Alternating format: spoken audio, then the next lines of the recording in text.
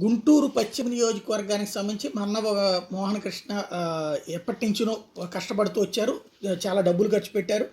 ఏదైతే ఈ ప్రత్యేక కార్యక్రమాలు నిర్వహించి లోకేష్ సూచనల మేరకు ఆ నియోజకవర్గం మీద కాన్సన్ట్రేట్ చేస్తూ వచ్చారు. తనకి అక్కడ ఏది ఆ మధ్యన ప్రోగ్రాం కూడా పెట్టి చంద్రబాబు గారు కూడా రావడం, అక్కడ అందరికీ కూడా సంక్రాంతి కానుకలు లాంటివి పంచడం అప్పుడే జరిగినాయి కదా, తొక్కిసలు అట్లాంటి ఉదంతాలు చోటు చేసుకోవడం ఇదంతా నడిచింది కదా. ఎన్ఆర్ఐ వచ్చారు, డబ్బులు ఖర్చు పెట్టారు, తనకే సీట్ అనుకున్నారు. తీరా చూస్తే అకస్మాత్తుగా ఇంకొక అభ్యర్థికి, లోకల్ అభ్యర్థికి వచ్చింది. ఇక్కడ బీసీ కాంబినేషన్తో సీట్ ఇచ్చారు.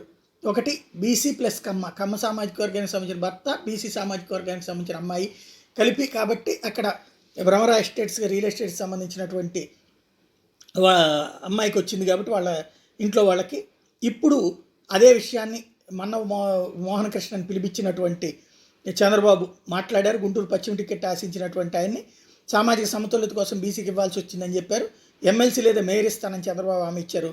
గుంటూరు పశ్చిమ అభ్యర్థి విజయం కోసం కృషి చేస్తానని మోహన కృష్ణ ప్రకటించారు.